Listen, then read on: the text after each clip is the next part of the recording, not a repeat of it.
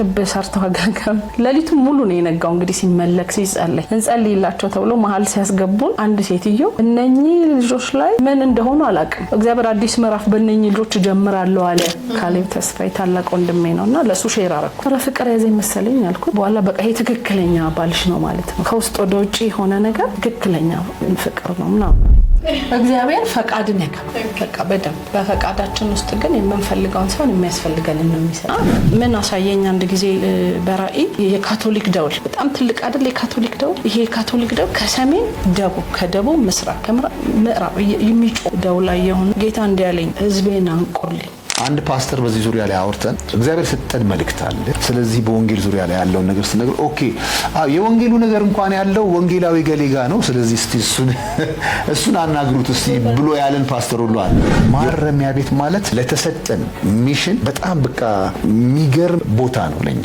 ሰላም እንደምን አላችሁ የተወደዳችሁ ተመልካቾቻችን እኔ ፌቨና ቤኒዘር ባላለው የሚሽን ቶክ ፕሮግራም አዘጋጅና አቅራቢ ነኝ እንግዲህ ዛሬ ለእናንተ በእስር ቤት ለረጅም ዓመታት ሲሰሩ የነበሩ ጥንዶችን ይዤላችሁ ቀርብ ያለው በዚህ ፕሮግራም ብዙ ትጠቀማላችሁ እንግዲህ እናንተም እንዴት የእግዚአብሔርን መንግስት ማገልገል እንዳለባችሁ እንዴት በእስር ቤት ላይ ሰዎች ወንጌል እንደሚያስፈልጋቸው ብዙ አይነት ነገሮችን ትማራላችሁ ስለዚህ አብራችሁ እንድትቆዩ በአክብሮት ጋብዛችኋለሁ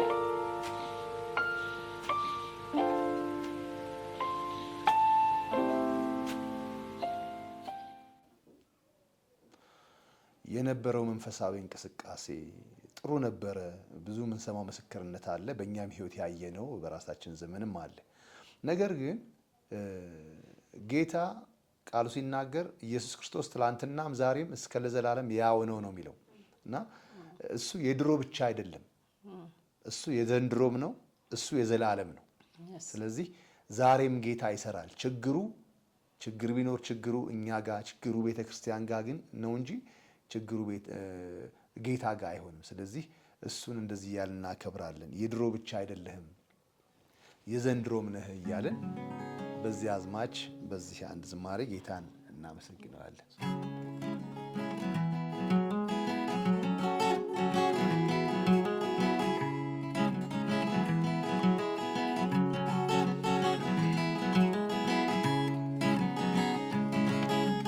የድሮ ብቻ አይደለም የዘንድሮም ነህ ደሞ እስከ ዘላለም ትታመናለህ የድሮ ብቻ አይደለም የዘንድሮም ነህ ደሞ እስከ ዘላለም ትታመናለህ ጌታዬ ታመንኩብህ ኢየሱሴ ታመንኩብህ ጌታዬ ታመንኩብህ ኢየሱሴ ታመንኩብህ የድሮ ብቻ አይደለም የዘንድሮም ነህ ደሞ እስከ ዘላለም ትታመናለህ የድሮ ብቻ አይደለም የዘንድሮም ነህ ደሞ እስከ ዘላለም ትታመናለህ ጌታዬ ታመንኩብህ ኢየሱሴ ታመንኩብህ ጌታዬ ታመንኩብህ ኢየሱሴ ታመንኩብህ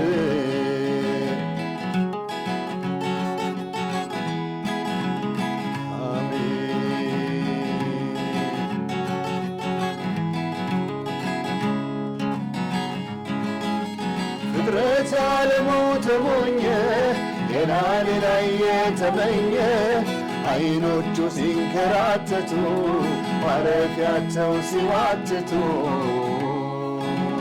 አንዱ ሲይዝ ሌላው ሲለቀው የሕይወት ትርጉሙ ሲርቀው አንተን ያገኘ ግን አርፎ ይኖራል ለሌላው ተርፎ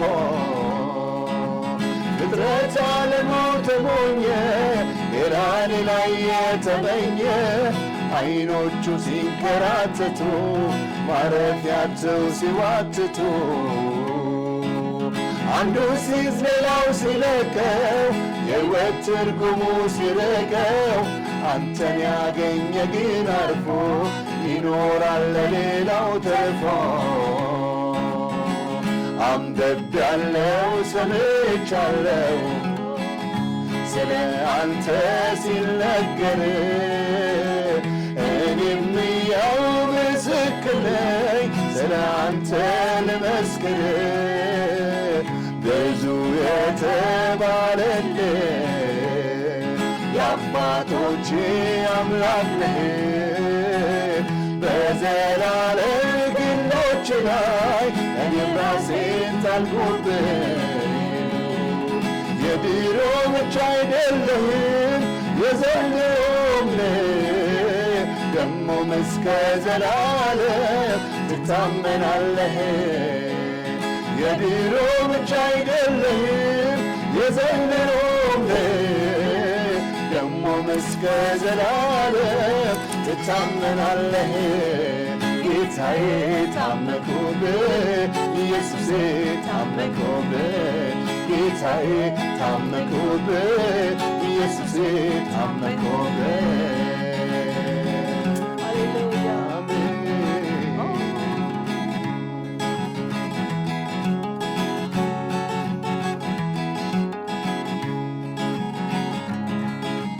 ጌታ እግዚአብሔር አለቴ አምባዬ መድኃኒቴ የኔ አምላክ መታመኛዬ መጠጊያዬ ረዳቴ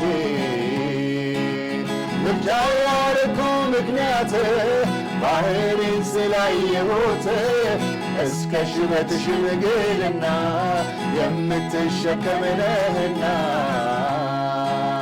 ጌታ እግዚአብሔር አለቴ አምባዬ መድኃኒቴ የኔ አምላክ መታመኛዬ መጠጊያዬ ረዳቴ ምርጫ ያረኩ ምክንያት ባህሬን ስላየሁት እስከ ሽበት ሽምግልና የምትሸከም ነህና አንብቤያለሁ ሰምቻለሁ ስለ አንተ ሲነገር እኔም ያው ምስክር ነኝ ስለ አንተ ልመስክር ብዙ የተባለልህ የአባቶቼ አምላክ ነህ በዘላለም ክንዶች ላይ እኔም ራሴን ጣልኩብህ የድሮ ብቻ አይደለህም የዘንድሮም ነህ ደሞም እስከ ዘላለም ትታመናለህ የድሮ ብቻ አይደለህም የዘንድሮም ነህ ደሞም እስከ ዘላለም ትታመናለህ ጌታዬ ታመንኩብህ ኢየሱሴ ታመንኩብህ ጌታዬ ታመንኩብህ ኢየሱሴ ታመንኩብህ ጌታዬ ታመንኩብህ ኢየሱሴ ታመንኩብህ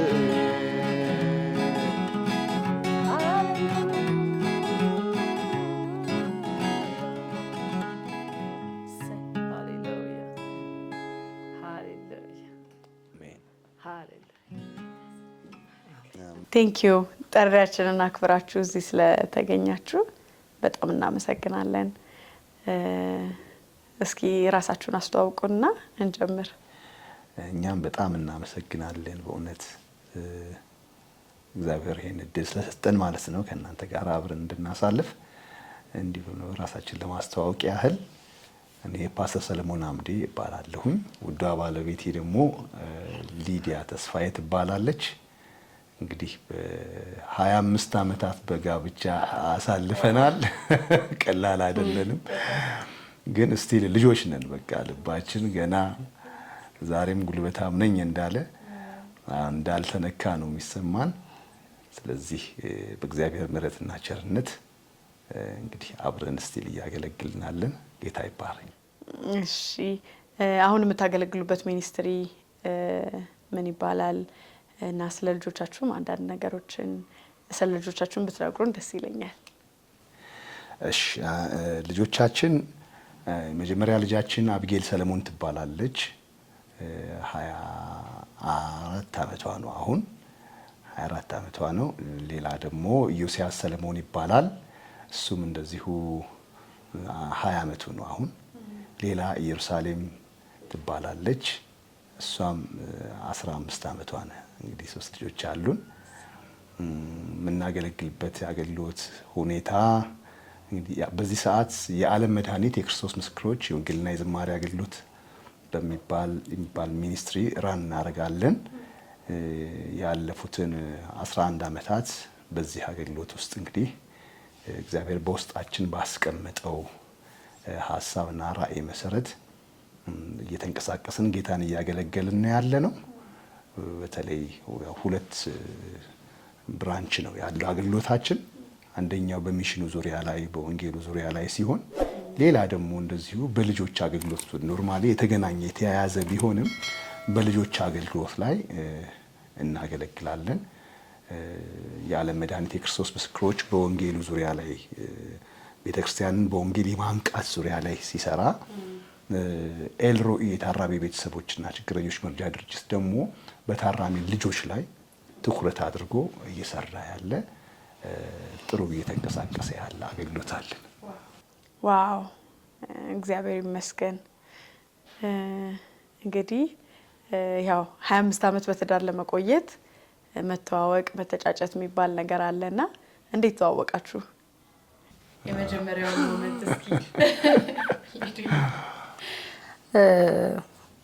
እኔም እንግዲህ በግሌ ዘማሪ ነኝ እና እሱም በግሉ ዘማሪ ነው ያገለግላል። ሁለታችንም ያው በቸርቻችን እናገለግላለን በዝማሬ ማለት ነው። እና አንድ ጊዜ እንግዲህ የዛሬ 24 ዓመት እንግዲህ 25 ዓመት ሆነን እንጦጦ ቤተክርስቲያን ለአገልግሎት ተጠራ። ስንጠራ ለኔ ጊታር የሚመታልኝ ልጅ ነበረ። በአጋጣሚ ቀረ እሱ ልጅ። በአጋጣሚ ሲቀር እኔ በቃ ልካፈል ፕሮግራሙን ጊታር የሚመታልኝ የለም ብዬ እንጦጦ የአገልጋዮች ፕሮግራም ነው አዳር ፕሮግራም ነው እና እዛ ፕሮግራም ላይ በቃ ጊታር የሚመታልኝ በፈልግ አጣው። ከዛ በቃ ልካፈል መጥቼ አልኩት። ፓስተር መርድ ይባልና ስለው ሶሪ ወንጌላዊ መርድ ይባላል እንጦጦ ነይ ዝም ብለሽ ተካፍለሽ ትሄጃለሽ እግዚአብሔር ያዘጋጃል። አንድ ልጅ አለ እሱን ጠርተናል የሁለተኛውን ሽፍት ያገለግላል እሱ ይመታልሻል ጊታር ይዞ ይመጣል ምናምን አለኝ። ኦኬ በቃ ብዬ እኔ ላመልክም ነው ሄድኩት። ከዛ የመጀመሪያውን ለማገልገል እሱ በአጋጣሚ የሁለተኛውን ፕሮግራም ለማገልገል ነው የተጠራው። ከዛ መጣ እንግዲህ ጌታ መርቶት መጣ። ቀደም ብሎ መጣ። ከዛ መጣ ልጁ ሂዱና አጥኖ ይምታልሽ እሱ አለኝ። እሺ አልኩና ገባው። ሲገባ ምንም አይነት ፊሊንግ አልነበረን ሁለታችን። በቃ ጸለይን ምን ብለን አጣና ወጣን መድረክ ላይ ወጣን። ከዛ በኋላ የሚገርመው ጨርሰን እሱ እኔም ማገለገልኩ እሱ ማገለገለ። ለነኛ አገልጋዮችን ጸልይላቸው ተባለ ማለት ነው። ክብ ሰርተው አገልጋዮቹ ሌሊቱን ሙሉ ነው የነጋው እንግዲህ ሲመለክ ሲጸልይ እንጸልይላቸው ተብሎ መሀል ሲያስገቡን አንድ ሴትዮ እነኚህ ልጆች ላይ ምን እንደሆኑ አላቅም። እኛ እዛው ነው የተገናኘ ነው የተዋወቅ ነውና እሱ ምን ይሆን አላቅም። እሱ ደግሞ እኔ ምን ልሆን አያቅም። ያው አዘማሪዎች አገልጋዮች እንደሆነ እርስ በርስ ተዋውቀናል። እና ወደ መሀል ይግቡና ይጸልዩላቸው አለች። እግዚአብሔር አዲስ ምዕራፍ በእነኚህ ልጆች ጀምራለሁ አለ ይለኛል ትላለች ዝም ብላ ሴትዮዋና በቃ ያው ትሰሚያለሽ የዛ ጊዜ እግዚአብሔር ይፈራል። እግዚአብሔር እነሱ ደግሞ ትልልቆች ሲኒየሮቻችን ናቸው ልጆች ነን እኛ የዛ ሰዓትና በቃ ፈርተን ምንድነው አዲስ ምዕራፍ ምናምን ያው አንዳንዴ ትሰሚያለሽ እንጂ ምንድነው ብለሽ እንደ ጥያቄ ታልፊዋለሽ ምንድነው ምናምን ብለን በቃ ብዬ እኔም አለፍኩ። ከዛ ጸልዩልን ምናምን መጨረሻ ላይ ወጣን። ስንወጣ በቃ ጊታር የሚመታልሽ ሰው ስትፈልጊ እኔ እመታልሻለሁ አለኝ ማለት ነው። እሺ እሱም ውስጥ ያለ አይመስለኝም እኔም ውስጥ እንግዲህ የለምና ከዛ እሺ አለኝ። ጎተራ ሙሉ ወንጌል ደሞ አዳር ተጠራ። አይደለም አዳር አይደለም የከሳት ፕሮግራም እሱንም ያገልጋዮች ፕሮግራም ተጠራ ስንጠራ አሁንም ያ ልጅ አልቻለም ሳይችልልኝ ሲቀር ጠራውትና መጣና በቃ ጊታር መታልኝ እንደውም የዛ ጊዜ የረፍት ማለት የጥናት ጊዜ ሰፊ ጊዜ ስለነበረ የሱን መዝሙር አስጠናኝና በቃ አንድ ላይ ዘመርን ማለት ነው እየዘመርን በቃ ውስጤ የሆነ ፊሊንግ ነገር መጣ ሲጀመር እኔ ወደፊት አላገባም ብዬ ወሰንኩ ሰው ነኝ ለእግዚአብሔር ራስሽን የምትለይበት ነገር አለ የጌታን የመውደድ የማፍቀርሽ ነገር እንደሱ አይነት ነገር ነበርኝና በኋላ እንደዚህ አይነት ፊሊንግ ሲመጣ በቃ እኔ አላቀው ትዳር ሊኖረው ይችላል ለምንድነው እንደ ኃጢያት ቆጠርኩት በቃ ከዛሱም ይዛለታ ሲነግረኝ እንደዚህ አይነት ፊሊንግ ውስጥ እንደነበረ ሁለት እሱም ይጸልያል እኔም ጸልያለሁ እና በቃ እየጸለይኩ እግዚአብሔር እየተናገረኝ በቃ በዚህ ጉዳይ ላይ የእግዚአብሔር ሐሳብ እንደሆነ በቃ እኔ ያዘኝ ፍቅር ነው ከሱ ማላቀው ፍቅር ወደቀብኝ ስቲል ያለ ፍቅር ማለት ነው ስቲል አሁንም ይሄ ፍቅር አለ ውስጤ ማለት ነው እና ይሄ ፍቅር ነው ወደቀብኝ የሆነ ጸሎት ስጸልይ በቃ ይሄ ፍቅር የሚባለው ነገር ወደቀብኝ የሚገርምሽ በቃ እንዴት ልበልሽ በቃ ባየው ማልጠግበው ባወራ ማልጠግበው እንደዚህ አይነት ልጅ ሆንኩኝ በቃ ተበላሽው ማለት ነው በፍቅር ከዛ በቃ ተገናኘን ባይዘው ወንድሜ ካሌብ ተስፋዬ ዘማሪው ካሌብ ተስፋዬ ታላቅ ወንድሜ ነውና ለሱ ሼር አረኩት ስለማልደብቀው አረ ፍቅር ያዘኝ መሰለኝ አልኩት በኋላ በቃ ይሄ ትክክለኛ ባልሽ ነው ማለት ነው በቃ ማለት ነው ከውስጥ ወደ ውጪ ሆነ ነገር ትክክለኛ ፍቅር ነው ምናምን አለ አበረታታኝ እየጸለየልኝም እሱ የመከረኝም ከዛ በቃ ተገናኘን እሱም ውስጥ ነበር ይሄ ፊሊንግ ስንገናኝ አወራን በቃ አንድ ላይ በቃ እንድናገለግል ሆነ በቃ አንድ ላይ በዝማሬ እንድናገለግል እኔ ኢየሱስን መዝሙር እያስጠናኝ እኔም እያስጠናሁት በቃ እንደዚህ በየቦታው መጣራት ጀመርን ማገልገል ጀመርን ከዛ እያዩን ያኔ ጌታ ያውቃልና ብሩክታይት ይዘምሩ ነበር እኛንም ሲያዩን እነሱ ተጋብተዋል እናንተ ደግሞ ጮኛሞች ከሆናችሁ መጋባት አለባችሁ ለምን ብዙ ክፍለ ሀገር ያኔ ይወጣል እናገለግላል እንሮጣ ብቻ ማገልገል ነው ናፍቆት መሮጥ ነው በቃ ስለዚህ ለሰውም ጥያቄ እንዳትሆኑ ቀለበት አርጉ ተባለ በተገናኘን በሁለተኛው አመት ነው በአመቱ ብቻ ቀለበት አስደረጉን ለምን ሄዳችሁ ክፍለ ሀገርም ስትሄዱ እንድትነግሯቸው በቃ ጮኛሞች ነን እንጋባለን ይሄው ቀለበታችን እንድትሉ በቃ አድርጓሉን በተገናኘን በአመቱ ይሁን በሁለት አመቱ ብቻ ቀለበት አረጋ በአመቱ ቀለበት አደረግን ከዛ በኋላ በጣም ብዙ ቦታ አገለገልን ከሁለት አመት በኋላ ያው ተጋባን ጌታ ይመስገን ባለውለታችን ነው ጊታሪስቱ ስለዚህ እንዴት ነው የእግዚአብሔር ምሪት ያወቃችሁት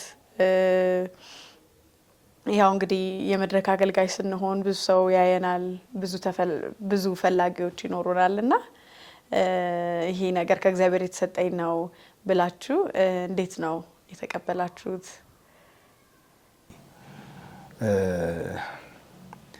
እንግዲህ እንደነገረችሽ ዘማሪዎች ነን ሁለታችንም እኔም ዘምራለሁ እሷም ትዘምራለች ዝማሬ ከጀመርን ከዛ በፊት እንግዲህ የተወሰነ ጊዜ አልፏል ጊዜው ሲደርስ ግን ያው እግዚአብሔር በውስጥሽ የሚያመጣው ነገር አለ ለምሳሌ የሜሬት ሰዓት ሲመጣ ምንስ ጌታ ሆይ ብለሽ ትጠይቂያለሽ ልብሽንም ሬዲ ታደርጊያለሽ እንደዛ ነው እኔም በዛ አይነት ዝግጅት ውስጥ ነበርኩኝ ሪሊ ጌታን እየጠየቅኩ ነበር ሪሊ መፈልግበት ሰዓት ነበር መንገዱ በየትኛው መንገድ ነው አላቅም ነገር ግን በጌታ ፊት መጸልይበት ጉዳይ ነበር ማለት ነው አይ ሆፕ እሷም ጋር እንደዚሁ እንደነበረ ነው ጌታን ስንጠይቅ እግዚአብሔር ራሱ መንገድን ያዘጋጃል ሰዓትና ጊዜው ሲደርስ ቤት በኩል እንዴት ትመጣለህ ባይባልም እግዚአብሔር የራሱ የሆነ መንገድ አለው ከዛ መቼስ በእያንዳንዳችን ልብ ውስጥ መንፈስ ቅዱስ አለ መንፈስ ቅዱስ ኮንፈርም ያደርጋል በተለያየ አይነት መንገድ ጌታ ያረጋግጣል ማለት ነው ስለዚህ መጀመሪያ እንጦጦ መካነ ኢየሱስ ከተገናኘን ጊዜ ጀምሮ በቃ እግዚአብሔር ይሄ ፊት ነው ያደረገን ማለት ነው።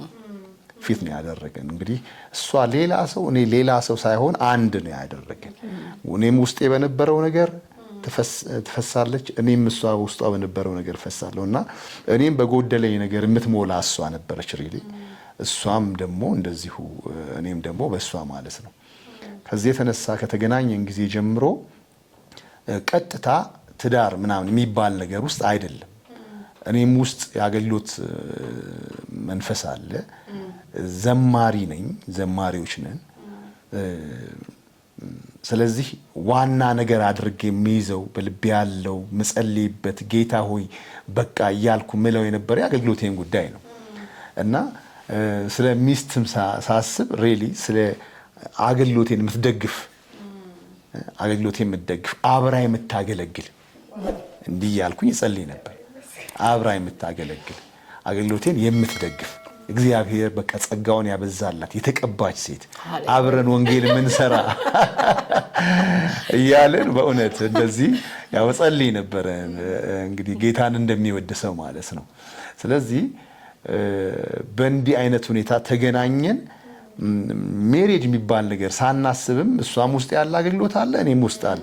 ስለዚህ ያ የጎደለው ነገር በእኔ ሞልቷል፣ የእሷም ደግሞ ለእኔ ሞልቶልኛል እና በዚሁ አይነት አገልግሎት እየቀጠልን ሪሊ የሚያያይዘን ነገር አለ በዚህ ውስጥ እና አብረን መጓዝ ጀመርን፣ መቀጠል ጀመርን።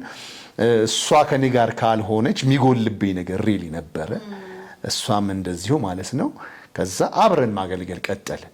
በዚህ ሁኔታ አገልግሎት ሲታሰብ መችስ የላይፍ ታይም ጉዳይ ነው። አገልግሎትን ስናስብ ላይፍ ታይም ነው የምናስበው። ስለዚህ ያለ እርሷ የሚሆን እንዳልሆነ ውስጤ በደንብ ይገባኛል። በዚህም እግዚአብሔርን በጣም አመሰግናለሁ። እሷም ውስጥ ይሄ ኮንፈርሜሽን አለ። ስለዚህ በዚህ አይነት ሁኔታ ተገናኘን፣ አብረን ጸለይን፣ መንፈስ ቅዱስ ኮንፈርም አደረገን። እንግዲህ ቀጠልን ማለት ነው። ወደ ዋናው ገባን፣ ከዛ ወደማያልቀው ማለት ነው። እግዚአብሔር ይመስገን። ጌታ መልካም ነው። አሜን። እኔ ራሱ እንደዛ ብዙ ጊዜ አስባለሁ። ያው አብሮ ማገልገል ሲኖር በጣም ደስ ይላል። አንደርስታንድ ለመደራረግ በጣም ይጠቅማልና አንዱ አንዱን ለማገዝ በጣም ይጠቅማልና እኔ ራሱ ብዙ ጊዜ እንደዛ አብሬ ማገለግለው ሰው ቢሆን ምናምን ብዬ እመኛለሁ ብዙ ጊዜ። እስካሁንም የቀጠለው እሱ ነው። ያው ጅማሬ ላይ የነበረው ነገር ጨምሮና በስቶ አሁንም እንደቀጠለ ነው። እንግዲህ አፍተር 25 years ነው እያወራን ያለ ነው ማለት ነው እና አሁንም እንጓጓለት ምንናፍቅለት ጉዳይ በዛው መስመር ላይ ያለ ነው። ይሄው ያ ይዞን ያልገባው ቦታ የለም፣ ያ ይዞን ያልገባው ሸለቆ የለም፣ ይዞን ያልወጣው ተራራ የለም፣ ይዞን ያላሰፋን ስፍራና ቦታ የለም። ስለዚህ ሁሉ ነገር አብሮ ነው። በቃ እኔና እሷ ነገር ሁሉ ነገር ተያይዞ እኔ ሌላ እሷ ሌላ ቦታ ሳይሆን በሁሉ ነገር ላይ አብረን ነው ያለ ነው ማለት ነው። ይሄ ሪሊ ትልቅ ብሌሲንግ ነው። ይሄ ለኛ ትልቅ በረከት ነው። እግዚአብሔር ፈቃድን ያከብራል። በቃ በደንብ በፈቃዳችን ውስጥ ግን የምንፈልገውን ሳይሆን የሚያስፈልገንን ነው የሚሰጠን እና በቃ አብሬ ማገለግል ብዬ ጸልያለሁ እኮ ግን እንደዚህ በቶሎ ፍጥነት ያለው አይነት ነገር ይሆናል ብዬ ኤክስፔክት አላደረኩም። ለምን የሚያስፈልገኝን ያውቃል። የምፈልገውን ሳይሆን የሚያስፈልገኝን ነው። እግዚአብሔር ፈቃዳችንን ያከብራል። ወደፊት ደግሞ ፊውቸራችን ላይ ትልቅ አላማው ካለብን ደግሞ የሚያስፈልገንን ነው የሚሰጠን እና ለኔ የሚያስፈልገኝን ሰው ነው የሰጠኝ። በቃ ለምን ክራይቴሪያ ነበር። አሁን አላገባም ግን ማገባው ሰው ብዬ የለመንኩትን ልመና እንደውም አብልጦ ነው የሰጠኝ። የእውነት አብልጦ ነው የሰጠኝ። እኔን ደግሞ ጌታ በፍቅር ማሸነፍ ነበረበት። እንዳልኩሽ ስቲል ይሄ ፍቅር ያው ጌታ ይሄ ፍቅር አለ አይዋሽማ። ይሄ ፍቅር አለብኝ። አሁንም እማቀው ይሄንን ነው። ከዚህ ሌላ ምንም አላውቀው። ጓደኛ ማለት ባሌ ነው፣ ጓደኛዬ ነው፣ ወንድሜ ነው። አብረን ነው የምንወጣው፣ አብረን ነው የምንገባው፣ አብረን ነው አንዳንድ ጊዜ እንደውም እንደ እስቲ ደብዳቤው ላይ ፍቅር ጻፈልኝ ይላል ወይ ደግሞ እስቲ አይ ላቭ ዩ በለኝ። ለመሰለሽ በቃ አብረን እንዴት ጓደኛ ስትሆኚ ይሁን በቃ አይገላለጽም። አዎ ተጠምደናልና በስራው ላይ ጓደኝነትም ነው ባልም ነው በቃ እንደዛና ደግሞ ሪሊ የእውነት ጌታን የሚወድ ሰው ለጌታና ለጌታ ራሱን የሰጠ ሰው ቢገላበጥ ያለው ጌታ ብቻ ለምን የሚገኝበት ልብም የለውምና ይሄ ደግሞ ትልቅ ከሰማይ የሆነ ጊፍት ነው። ፈልገሽ የማታገኘው ጊፍት ነው። እግዚአብሔር ሰው ደግሞ ማለት ባል እግዚአብሔርን ከወደደ እግዚአብሔርን ከፈራ በቃ ሚስቱን ይወዳል፣ ያከብራል፣ ልጆቹን ይወዳልና ለኔ ይሄ ትልቅ ፌቨር ነው። እግዚአብሔር ያደርግልኝ ፌቨር። ሳስበው ከቤት ላንወጣ ነው እና ጎትቼ ካላስወጣችሁ እና እስኪ እናንሳ ደግሞ ያው ገና ስትገናኙም ስትተዋወቁም በአገልግሎት ነው የተዋወቃችሁት፣ አገልግሎት ላይ ነው የተገናኛችሁት። ከዛ በኋላስ እንዴት ነው አገልግሎት የቀጠለው? ቸርች ላይ የነበረው ኃላፊነት እንዴት ነበረ? አሁን ላይ ያው በብዙ ጎዳና ያገለገላችሁ እንደሆነ አውቃለሁና ይያስ እንዴት ነው እየቀጠለ ያለው የሚለውን እናንሳ። እሺ እንግዲህ እግዚአብሔርን አመሰግናለሁኝ። ምንድነው ከጅማሬ ጀምሮ ዋና ነገራችን ብለን እግዚአብሔርን ማገልገል የሚባለው ነገር በልባችን ትልቅ ስፍራ የነበረው ሁኔታ ነው። ከሊዲ ጋር ከተገናኘን ጊዜ ጀምሮ በዝማሬ የነበረን አገልግሎት በጣም ሰፊ ነበር። በጣም ሰፊ ነበር ዝማሬ አገልግሎታችን ላይ በተለይ 90ዎቹ ላይ በቃ በጣም በሰፊው እናገለግል አገልጋዮች ነበር። ከዛ በኋላ እንግዲህ ወደ ትምህርት መጣሁ። ትምህርት ላይ 4 አመት ሙሉ ለሙሉ ካምፓስ ገብቼ ትምህርት እንትን አልኩኝ። ከዛ እንግዲህ ከሜሪጅ በኋላ እንግዲህ ወደ ሜሪጅ መጣን። እንግዲህ ያገለገልን ወደ ሜሪጅ መጣን። በዛው አገልግሎታችን ቀጠልን። ዝማሬያችን በጣም ሰፊ አገልግሎት ነበረ። ገጠር ላይ አንዳንድ ጊዜ በዛው ወር ሁሉ ቆይተ የምንመለስበት ጊዜ ነበር። የሚገርመው በቃ ተጋብተናል ወጥተን እንግዲህ እዛ ሰዓት ልጅም አልነበረም ጅማሬ ላይ። ስለዚህ ወር አንድ ከተማ ከአንድ ከተማ በዛ ወር ቆይተን ሁሉ የምንመለስበት ጊዜ ነበር አይደለም። ከዛም በኋላ የመጀመሪያ ልጃችን ከተወለደች በኋላ ለአገልግሎታችን ያዘን እንዳያደርገን እንደተወለደች ተወሰነ ወር በኋላ የሊዲ እናት ጋር ህፃኗን አስቀምጠን እኛ የለንም። በጣም ብዙ ነበር ምንዞረው፣ ብዙ ነበር ምንሮጠው በአገልግሎት በዝማሬ አገልግሎት።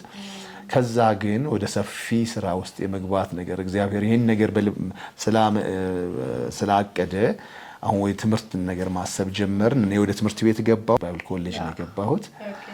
እንግዲህ ባይብል ኮሌጅ ገባሁኝ። እዛ 4 አመት ያህል ቆየው።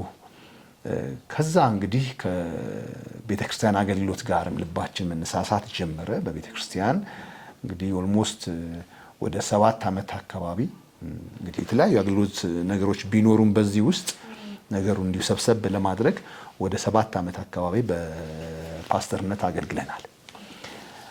ከዛ ግን ካለፉት 11 አመት በኋላ ማለት በፊት የነበረውን ነገር እንዲሁ ባጭሩ ካለፉት 11 አመት በፊት ጀምሮ እግዚአብሔር አሁን ያገለገልንበትን ያለ በህይወታችን ደግሞ ዋና የሚባለውን ነገር ተናግሮን እሱን ስራ የጀመርንበት ጊዜ እንደሆነ እናምናለን። ኢንፋክት ከዛ በፊትም የነበሩን አገልግሎቶች በጣም አስፈላጊና ወሳኝ ናቸው። በዝማሬ ያሳለፍናቸው፣ በዝማሬ አገልግሎት የቆየንባቸው፣ ከዛ በኋላ ደግሞ በቤተክርስቲያን ውስጥም ወደ 7 አመት በመጋቢነት በእረኝነት አገልግሎት ስናገለግል የነበርንባቸው ጊዜዎች እነሱም በጣም የህይወታችን ትልቅ ፓርቶች ናቸው። እነዚህ አገልግሎቶች አንዱ ቆሞ አንዱ የቀጠለ አይደለም፣ ስቲል የቀጠለ ነው ኢንፋክት። ነገር ግን እግዚአብሔር ባለሽ ነገር ላይ ይጨምራል እንጂ ያለውን እየወሰደ አይደለም ሌላ ነገር የሚጨምረው። ስለዚህ ምንድነው ወደ ያለፈው 11 አመት ጀምሮ ግን ጌታ የተናገረን ነገር ወደ ዋና አገልግሎታችን ክፍል የገባንበትና በዛ ውስጥ ስቲል ያለንበት በልባችን ውስጥ ትልቅ ሸክምና ትልቅ በርደን ሆኖ በጣም ቶሎ መስራት የሚገባን ስራ እንደሆነ አምነን እየተንቀሳቀስንበት ያለንበት አገልግሎት ላይ ነው ያለነው። እሱን አገልግሎት እንዴት እንደጀመርን ሊዲ ብትናገር ደስ ይለኛል። በተለይ በዚህ በሚሽኑ አገልግሎት ዙሪያ እንዴት እንደገባን ማለት ነው። ጌታ ይመስገን። የእግዚአብሔር ቃል እንደ ምህረቱ መጠን እንድናገለግለው ሰጠን ይላል። ይገርመኛል። 25 ዓመት ቁጥር አይደለም ግን እንዴት እንደ ምህረቱ መጠን እንድናገለግል የሰጠን እግዚአብሔር ይገርመኛል በጣም። እና እኔና ሶልዬ ከተጋባን ጊዜ ጀምሮ እኛ ቤት ጸሎት አለ። ከተጋባን ጊዜ ጀምሮ በቃ ቀን ጀምሮ ከሚዜዎች ጋር ወዲያው ጸሎት ነው የተገባው በቃ። እና የቀጠለ ከተጋባን ጊዜ ጀምሮ የቀጠለ አሁንም ያለ ጸሎት አለ። ምንድነው ጸሎቱ? ጌታ መፈለግንና ማድረግን በእናንተ የሚሰራ እሱ ነው ይላል የእግዚአብሔር ቃል። እና ጌታ መፈለግን አስቀመጠ። ምንድነው መሰልሽ መፈለጉ?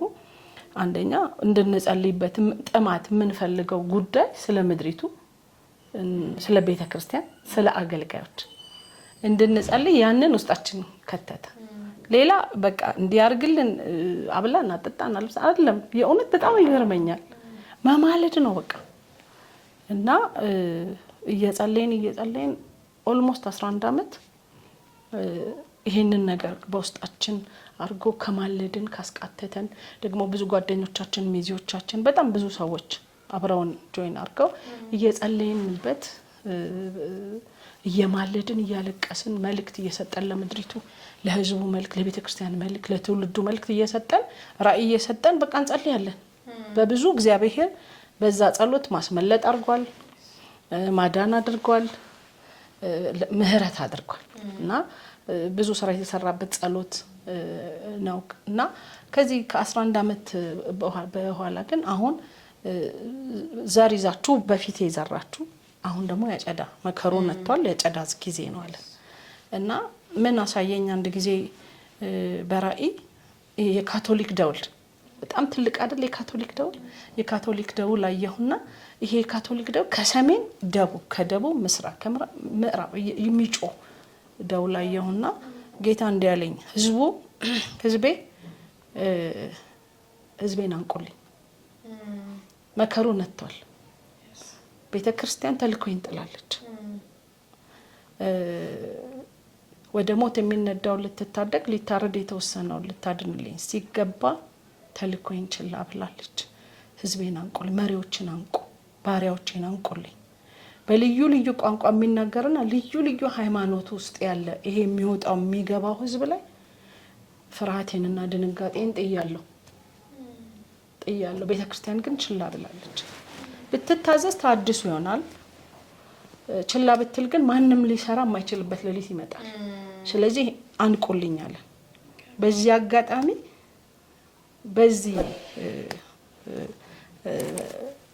ኢንተርቪው ይሄንን መልእክት ለብዙዎች መናገር በመቻላችን ደስተኞች ነን። የእውነት እድል ሰጥቶን ነው ጌታ ካንቺ ጋርና ይሄንን ብሎን እንግዲህ የኢትዮጵያ ቤተክርስቲያናትን በማንቃት ቤተክርስቲያንን እየሄድን መሪዎችን እያናገርን ተልኳቸውን ጥላቸዋል አንሱ ይላቸዋል ጌታ። ህዝቡን አደራውን ማስታወስ ያስፈልጋል። አደራውን ሊያስታውስ ይገባል። ሰራተኛ በስራው፣ ነጋዴ በንግዱ፣ ተማሪ በትምህርት ቤቱ ይሄንን ወንጌል ሊሰራ ሊመሰክር ይገባል። የሰጠንም ቃል አንዱ የጌታ መንፈስ በእናንተ ላይ በመጣ ጊዜ አላቸው ሐዋርያት ሥራ 1:8 ላይ በመጣ ጊዜ የእግዚአብሔር ኃይል በእናንተ በመጣ ጊዜ ኃይልን ትቀበላላችሁ፣ በኢየሩሳሌም በይሁዳ በሰማርያ እስከ ምድር ዳር ምስክር በቃ ምስክሮቼ ሆናችሁ ተገለጡ። እንዳልኩሽ ሰራተኛ በስራው፣ ተማሪ በትምህርት ቤቱ፣ ነጋዴ በንግዱ ምስክር ሆኖ ሊገለጥ አማኝ ሁሉ የክርስቶስ ምስክር በሚል ሞቶ ይሄንን እያነቃን ህዝቡን ገጠር ከተማ በተለይ ኢትዮጵያ ውስጥ ያልሄድንበት ገጠር ከተማ የለም። በፊት በዝማሬ ስናገለግል ብዙ ከተሞች ሄደናል። ገጠር ሪሞት ኤሪያ ሄደን እናውቃለን። ይሄ ግን ከ11 አመት አሁን ሆኖናል። በጣም ብዙ ገጠር ብዙ ከተማ ሄደናል። አዲስ አበባ ከተማ ላይ 2-3 ቤተክርስቲያኖችን እያረግን አውትሪች ይዘናቸው እየወጣን አደራቸው እንዲያስታውሱ እያነቃን ወንጌል ላይፍ ስታይል ነው። ስለዚህ ላይፍ ስታይላችሁ ይሁን በቃ ከፋሚሊ ጋር ከጓደኛ ጋር በቃ ላይፍ ስታይል ነው በቃ መስክር በቃልም በሰራም ሆናችሁ ተገለጡ በሚል አደራን እንዲያስታውስ ያነቃል። የኛ ራይ ደግሞ የኛ አገልግሎት ቤተክርስቲያን አጋዥ አገልግሎት ነው።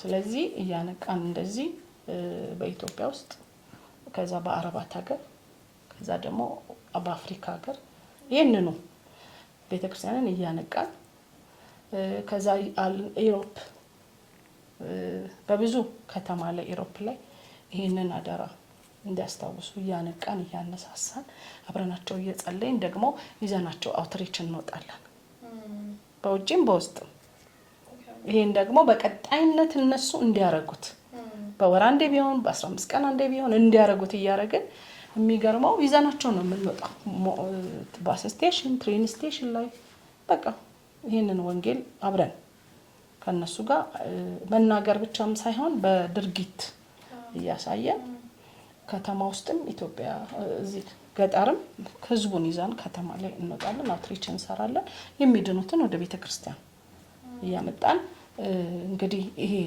የአገልግሎት እንዲህ ነው የቀጠለው 11 አመት አሁንም እየቀጠለ ነው። እንዘምራለን እንሰብካለን ለህዝቡን እንጸልያለን። አገልጋዮችን ደግሞ በቃ ንቁ አደራቸውን እያስታወስን ባለው ላይ ይሄ እሳት እያቀጣጠልን እንዲጨምሩ ያረግን ይሄን ወንጌልን አደራ ችላ እንዳይሉ ወደ ሞት የሚነዳው እንዲታደጉ ሊታረድ የተወሰነውን እንዲያድኑ ከስራቸው ላሉ ደግሞ በተለይ አገልግሎት ዘርፍ ላይ ያሉ መሪዎች ከስራቸው ያሉትን አገልጋዮች ምስክር የሆነ ዘማሪ የክርስቶስ ምስክር የሆነ አሻር የክርስቶስ ምስክር የሆነ የጸሎት አገልጋይ የክርስቶስ ምስክር የሆነ የጻናት አገልግሎት እንደዛ እንዲሆን ያረግን ለምን ወንጌል በተሰራ መጠን በሰማይ አንድ ሰው ሲደን ታላቅ ደስታ ነው። ያ ሰው ደግሞ የመሰራቹን ቃል በተናገረ መጠን እግዚአብሔር ኃይል በሱ ላይ ይመጣል። ገባሽ? የጸሎቱ ኃይሉ ይጨምራል። ለእግዚአብሔር መሰጠቱ ይጨምራል። ወንጌል ሰባኪ መሆኑ ይጨምራል። በቃሉ መንፈስ መሞላቱ ይጨምራል። ኃይሉ ይጨምራል። ለምን? መንፈስ ቅዱስ የወንጌል ባጀት የሚገርምሽ ወንጌል መመስከር በጀመርሽ ቁጥር ላይፍ ስታይል ሆኖ መንፈስ ቅዱስ ባጀቱን ይለቅልሻል። ባጀቱ ገንዘብ ብቻ አይደለም፣ መንፈስ ቅዱስ በተናገርሽ ቁጥር የዛ ሰው ታሪክ ህይወት ይለወጣል። ታሪክ ይለወጣል። አጋንንት ከያዘው ለቆት ይሄዳል።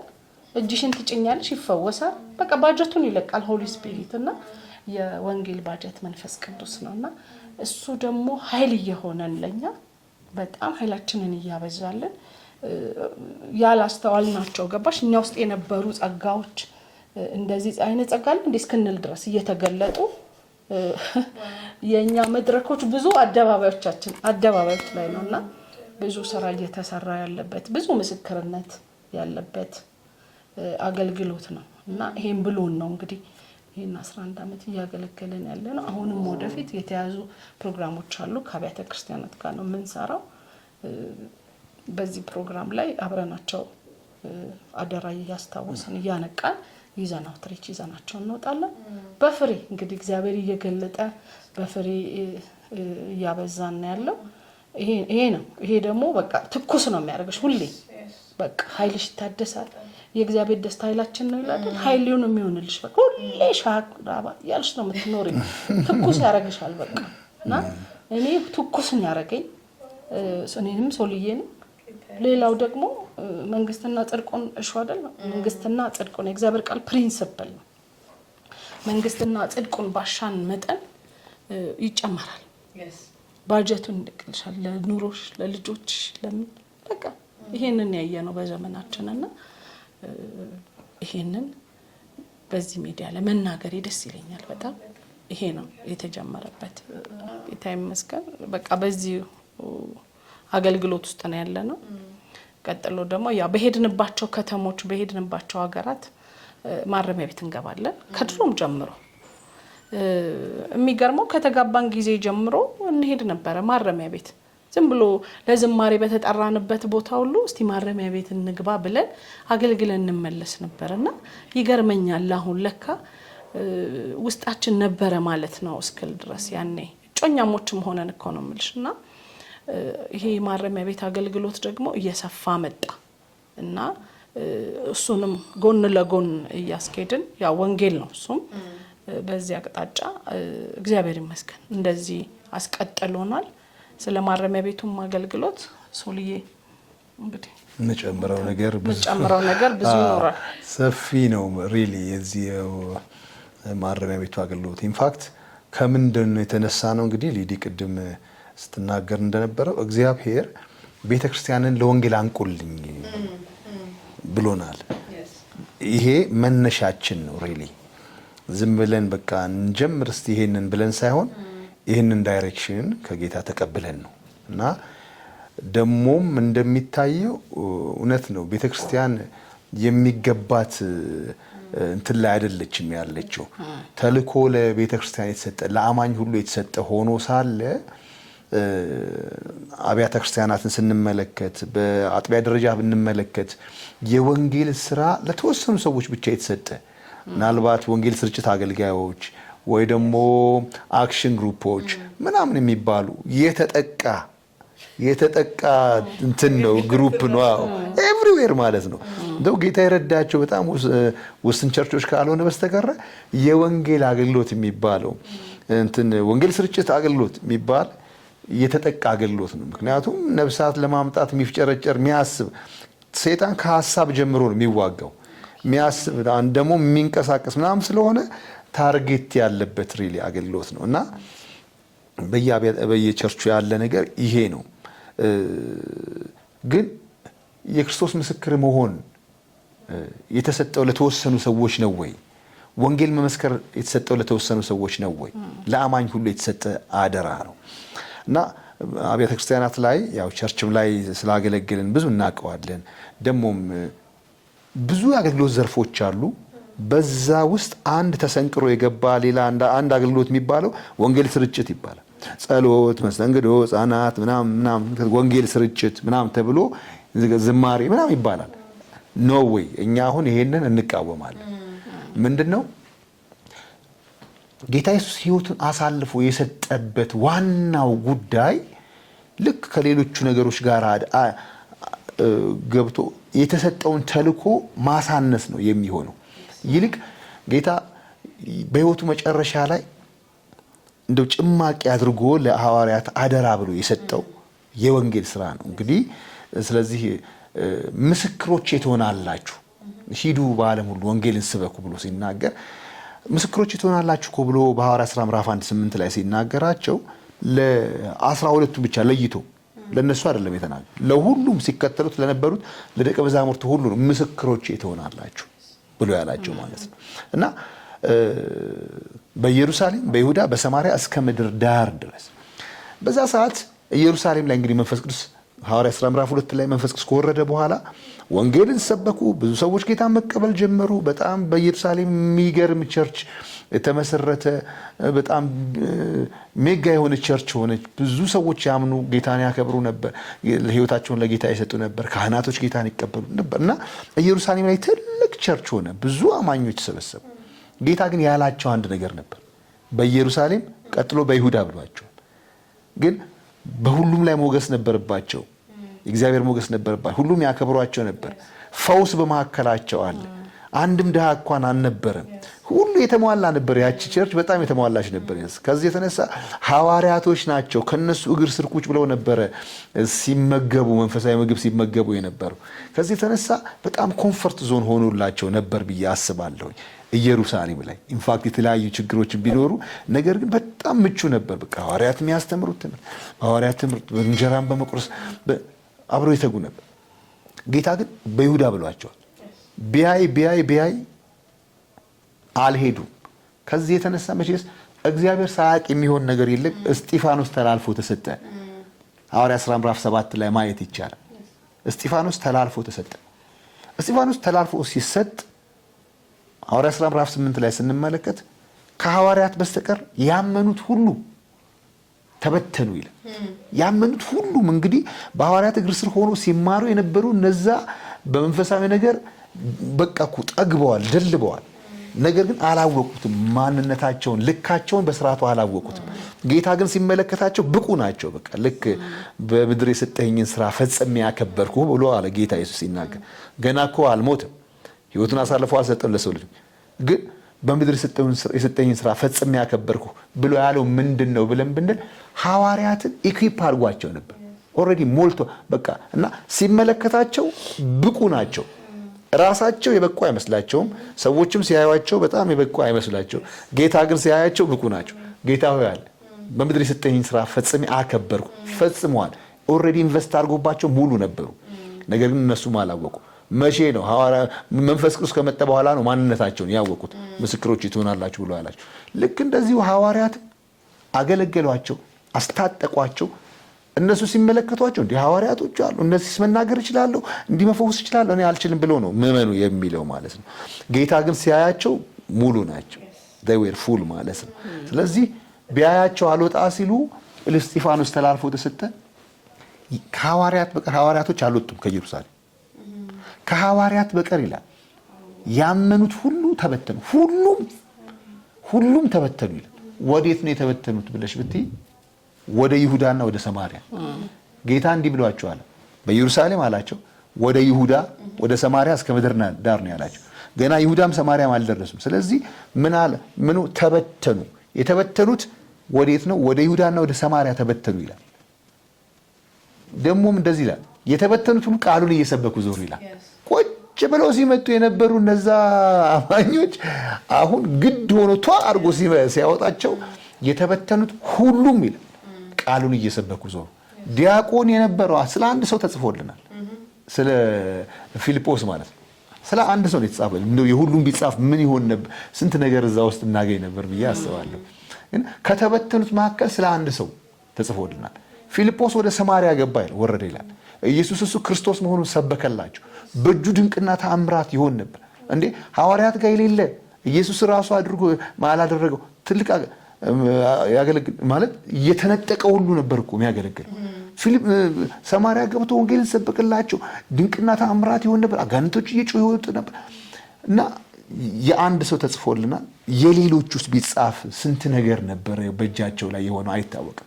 እና ይሄ አደራ ልለው የፈለኩት ምንድነው ለአማኝ ሁሉ የተሰጠ አደራ ሆኖ ሳለ ውስን ሰዎች ብቻ እያደረጉት ያሉት እሱም በጣም የተጠቃ ሆኖ ነው። እኛ አንድ ፓስተር በዚህ ዙሪያ ላይ አወርተን አናግረን እግዚአብሔር ሰጠን መልእክት አለ። ስለዚህ በወንጌል ዙሪያ ላይ ያለውን ነገር ስንነግር ኦኬ የወንጌሉ ነገር እንኳን ያለው ወንጌላዊ ገሌጋ ነው። ስለዚህ እስቲ እሱን አናግሩት እስቲ ብሎ ያለን ፓስተር ሁሉ አለ። የወንጌል ነገር የሌለው ፓስተር ማለት ነው። ያስቸጋሪ ነው። ስለዚህ ይሄንን ስራ እንግዲህ ቤተክርስቲያን በዚህ ዙሪያ ላይ አንቁ ብሎ ካለም በኋላ አብያተ ክርስቲያናት ላይ ይሄን ስራ እየሰራን ጌታ በልባችን ማረሚያ ቤት እንድንሄድ አስቀመጠ። ሊዲ ቅድም እንደተናገረችው ከጅማሬ ጀምሮ ከነ ፓስተር ዳንኤል መኮንን ጋራ ፓስተር ዳንኤል ገብረስላሴ ፓስተር ዳንኤል ገብረስላሴ ፕሪዝን ፌሎሺፕ ማለት ነው። ፓስተር ዳንኤል ገብረስላሴ የፕሪዝን ፌሎሺፕ ፕሬዝዳንት ማለት ነው። ከሱ ጋር አንዳንድ እየገባን እናገለግል ነበር። በዝማሬ የተለያዩ ቦታዎች ስናገለግል እየገባን አንዳንድ ማረሚያ ቤት ላይ እናገለግል ነበር። አሁን ግን ይሄን ሚሽን ከተቀበልን በኋላ አብያተ ክርስቲያናትን እያነቃን እንደዚህ ወደ ማረሚያ ቤቶች መግባት ቀጠልን። ማረሚያ ቤት ማለት ለተሰጠን ሚሽን በጣም በቃ የሚገርም ግራውንድ የሚገርም ቦታ ነው ለኛ። ማለት አማኞች አሉ፣ በየማረሚያ ቤቱ አማኞች አሉ። ያ ማረሚያ ቤት ማለት ብዙ አሳዎች ያሉበት ትንሽ ፑል ነው ማለት ወጥመድ ሲላ መረብ ሲጣል ብዙ አሳዎች የሚጠመዱበት ቦታ በቃ። እና ደግሞ ዙሪያቸው አጥር ስለሆነ ማታራሚዎች እኮ በዛም ተደቅኖባቸው ነው ያሉት። ማንንም ይንቀሳቀስ የለም። ዙሪያቸው አጥር፣ ሰማይ ግን ለነሱ ክፍት ነው። ደግሞ ማረሚያ ቤት ሰው ሲጣል በጣም ሆፕለስ ነው ሪሊ የሚሆነው። በጣም በቃ ተስፋ ያጡ ነው የሚሆኑት። እና ተስፋ የሆነውን ኢየሱስን ይዘንላቸው ስንሄድ በጣም በቃ እንደ ሻሙ ነው የሚቀበሉት። ደግሞ አቀባበላቸው ሪል ነው፣ እውነት ነው። ጌታ የሰውን ፊት አይቶ አይደለም አንተ እንኳን እስረኛ ነህ አንተ እንኳን ባለሀብት ነህ ምናምን ብሎ አይልም። እግዚአብሔር ልቡ ተሰብሮ ወደሱ ለተመለሰው ሁሉ ጌታ በጣም ቅርብና በጣም ሁሉን ማዳን የሚፈልግ አምላክ ነው። ማረሚያ ቤት ላይ ስንገባ ይሄን መልእክታችን ውስጥ ላሉ አማኞች እናወራለን። እዚህ ያላችሁት ተልኳችሁን ልትፈጽሙ ነው እንላለን። እንደውም ወደ ምን መተናል መሰለሽ? ሰዎች ወደ ማረሚያ ቤት የሚገቡት ጌታ ሊያድናቸው ስለሚፈልግ ነው ወደሚል ነገር መጣን። ምክንያቱም ብዙ ሰዎች ወደ ጌታ መጥተው ህይወታቸው ተለውጦ አገልጋዮች ሆነው ትልልቅ ነገር በህይወታቸው ሲሆን ስለተመለከትን ማለት ነው። ስለዚህ ማረሚያ ቤት ትልቁ የአገልግሎታችን ሰፊው ነገር ሆኖ ራሳችን አገኘ ነው። በቃ አለማቋረጥ ምን ሄድበት ቦታ ነው። ቦታው ምቹ ቦታ አይደለም። ማረሚያ ቤቶች ምቹ ቦታዎች አይደሉም። ብዙ ኒድ ያለበት ቦታ ነው። ብዙ ሳፎኬሽን ያለበት ቦታ ነው። ብዙ ምቹ ቦታ አይደለም። ነገር ግን አልፈሽ ከገባሽ በኋላ እግዚአብሔር በዛ ቦታ ላይ እንዳለ ታያለሽ። ሰማይ ሪሊ ክፍት ነው። ጌታ ኢየሱስ በዛ ቦታ ላይ በክብሩ ነው ያለው። በቃ የተሰበሩ ልቦችን ወደ ራሱ ለመጥራትና ለመሰብሰብ እጆቹን ዘርግቶ ያለበት ቦታ የት ነው ብለሽ ብትይ ማረሚያ ቤት ላይ ነው። ይሄ እንትን ይፈልጋል። ትንሽ ራስን ሳክሪፋይስ ማድረግ ይፈልጋል። ምክንያቱም አንደኛ ለመቀበል ሳይሆን ለመስጠት ነው የምትሄጂው። ማረሚያ ቤት ሲኬድ ባዶ እጅ አይኬድ፣ በፍጹም አይኬድ። የሆነ ነገር ግዴታ ያስፈልጋል። ይዘሽ ከሰጠሽ በቃ ለስጦታውን ካበረከትሽ በኋላ እግዚአብሔር በሮችን ይከፍታል። በዛ ውስጥ ከገባን በኋላ ግን የነፍሳት ምርኮ ብዙ ባሳለፍናቸው ጊዜዎች ኦልሞስት ወደ 51 የሚሆኑ ማረሚያ ቤቶች ሄደናል። በኢትዮጵያ ውስጥ ካሉት ማረሚያ ከሰሜን፣ ደቡብ፣ ምስራቅ፣ ምዕራብ ከትግራይ ጀምሮ ከላይ ወደ 51 ማረሚያ ቤቶች ደርሰናል። ማለት አንዱ ማረሚያ ቤት ላይ በተደጋጋሚ ማለት ነው በተደጋጋሚ ይሄንባቸው ማረሚያ ቤቶች ናቸው። እና ትልቅ የወንጌል ምርኮ ያለበት ብዙ ነፍሳቶች የሚድኑበት ብዙ ሺዎች ጌታን የተቀበሉበት እኛ ራሳችን እየሄደን ያጠምቅንባቸው ምናጠምቃቸው ጊዜዎች በጣም ብዙ ናቸው። እየሄድን እናጠምቃለን ማለት ስራው የኛ ብቻ አይደለም። እዛም የሚያገለግሉ ደቀ መዝሙር የሚያስተምሩ ክትትል የሚያደርጉ በጣም ውስጥ ላይ ደግሞ በጣም የሚገርሙ አገልጋዮች አሉ። ከነሱ ጋር በመተባበር አለማቋረጥ ስቲል ማረሚያ ቤቶች ላይ እየሄድን ነው። ስራችን ማረሚያ ቤት ላይ ብቻ አይደለም። ጌታ የተናገረን አብያተ ክርስቲያናትን አንቁልኝ ቤተክርስቲያን ተልኮን ጥላለች። ሪሊ አማኙ ተልኮን ጥሏል። የሱ አገልግሎት አይመስለውም። ነገር ቃሉ የሚናገረው ደግሞ ወደ ሞት የሚነዱትን ታደግ፣ ሊታረዱ የተወሰኑትን አድን። ይሄንን ስራ የሚሰራው ማን ነው? የሆኑ ሚሽነሪዎች ከሆነ ቦታ መጥተው ወይ ደግሞ አክሽን ግሩፕ ከግሬት ኮሚሽን መጥቶ ቸርች ላይ ያሉ የተወሰኑ ወንጌል ስርጭት አገልጋዮች ወጥተው ነው የሚያገለግሉት? ወይስ በአመት አንድ ጊዜ የወንጌል ስርጭት ኮንፈረንስ ተብሎ ያንን ስራ በዚህ ሁኔታ ላይ? በፍጹም ይሄ ትልቅ አደራ ነው። ጌታ ኢየሱስ ሕይወቱን የሰጠበት ትልቅ አደራ ነው እና ጌታ ግድ ይለዋል። ሊጠፉ ስላሉ ሰዎች ግድ ይለዋል። ጌታ እኮ 100 በጎች የነበሩት ብሎ ምሳሌ ሰጠው ማለት 100 በጎች የነበሩት አንዱ ሲጠፋ 99ን ትቶ አንዱን ፍለጋ ሄደ አይደለም የሚለው? ስለጠፋው ግድ ይለዋል። ከ99ኙ ይልቅ ስለ አንዱ ግድ ይለዋል። ከኛ ይልቅ የሚገርመው ነገር ውጪ ስላሉት ግድ ይለዋል። እኛማ በሱ ጥላ ስር ነው ያለነው። በህይወት ጥላ ስር ነው ያለነው። በቃ ህይወት አዘጋጅቶልናል። ነገር ግን ውጪ ያሉት ወዴት እየሄዱ እንዳለ ይገባዋል። ስለዚህ ፍጠኑልኝ ነው የሚለው፣ ሂዱልኝ ነው የሚለው እና ይሄ ሚሽን ስራ ለተወሰኑ ሰዎች የተሰጠ ሳይሆን ለአማኝ ሁሉ የተሰጠ ስለሆነ ይሄንን አገልግሎት ለማገልገል ከአብያተ ክርስቲያናት ጋር ተነጋግረን ስንንቀሳቀስ እንዴት ነው ትንሽ የወንጌል ስርጭት እንትኖች አሉ ከሌላ ቦታ ይምጡና አንድ ላይ ብለው ይሉና በፍጹም እንዳታደርጉ። እሺ ሌላ ቲም ይዛችሁ ትመጣሉ? በፍጹም ይዘናነጥ። ምናልባት አብረው የሚያገለግሉ በዚሁ አገልግሎት ላይ የሚደግፉ እንግዲህ የተለያየ ለምሳሌ አገልጋዮች አንድ ቦታ ሄደው በተለያየ ርዕስ ሊያገለግሉ ይችላሉ። በተለያየ ርዕስ ማለት ነው። የኛ ፎከስ አንድ ነው። አብረንም ስንሄድ ፎከሳችን አንድ ነው። ፎከሳችን ምንድነው? ቤተክርስቲያን ተልኮሽን ጥለሻል አንሺ። ይሄ አደራ ለአማኝ ሁሉ የተሰጠ አደራ ነው። እንዴት ነው ፓስተሩ አንዲት ሴት ቤት ውስጥ ያለችዋን ሰራተኛ መድረስ ይችላል? መስሪያ ቤቱ ያለውን ነገር መድረስ ይችላል? ምእመኑ ነው ባለበት ቦታ በተበተነበት ፍሬ ማፍራት የሚችለው ክርስቶስን መመስከር የሚችለው። ስለዚህ ይሄ አደራ የተሰጠው ሪሊ ለሁሉ ጌታ ኢየሱስን አምኖ ለተቀበለው ሁሉ የተሰጠ አደራ ነው። እና እንትኑ ምን ይሆንብናል መሰለሽ? ቤተክርስቲያን ትንሽ ቀለል ብሎባታል። በቃ በአፏ ትለዋለች። የትኛውም ቤተክርስቲያን አይ ወንጌል አያስፈልገንም ብሎ የሚል የለም።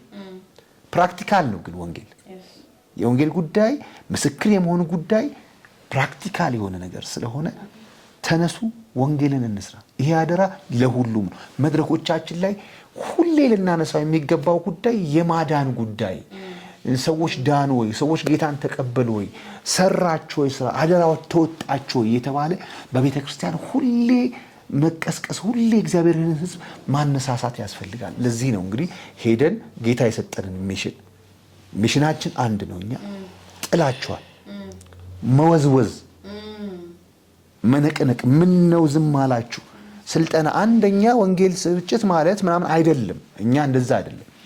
እንደዛ መስጠት የምንችልበት አቅም በጣም አለ። ጊዜዎች ስናገኝ በዛም ውስጥ ምን ገብተን የምንሰራበት ሁኔታ አለ። የኛ ግን ዋና ትልቁ ነገር ምንድነው? ቆመን ልንጮ እየጮህን ምንድነው የጣላችሁትን አንሱ ይላችኋል እግዚአብሔር። ሰዎች ወደ ሲኦል ወደ ገሃነም እየሮጡ ነው፣ ወደ ሞት እየተነዱ ነው። እኛ ግን ቆመን አብረን ከነሱ ጋር ተስማምተን በቃ ሲሞቱ እያየን ዝም እያለን። ጌታ ግን ከላይ ሲመለከት ይሄ ያሳስበዋል። ስለዚህ ተልኮይን ጥላችኋል አንሱ።